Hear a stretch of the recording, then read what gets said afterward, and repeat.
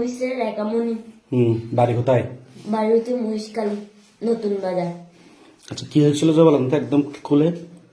ভাইয়া আমাকে, আমি এখান থেকে নামি, বাস থেকে নামি, একটা লেকচার নিয়েছিলাম।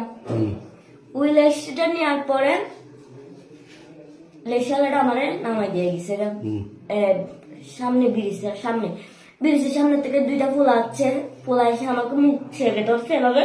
ব্রিজ কোথায়, কোন ব্রিজ? এই তো এখানে বড় ব্রিজ একটা না, এভাবে মুখ সিবি ধরছে। মুখ সিবি ধরার মধ্যে আমি হাতটা এভাবে ধরি, আমাকে কেউ বাঁচান থাকলে এটা বলছে।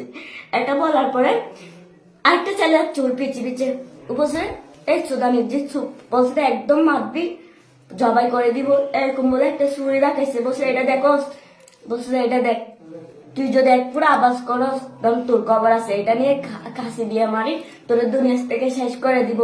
আমি বলছি আচ্ছা ভাইয়া, আপনাদের দুইটা পায়ে ধরে, আপনাদেরও বোন মা বোন আছে, আমার একটু দয়া করে সাইডা দেন না।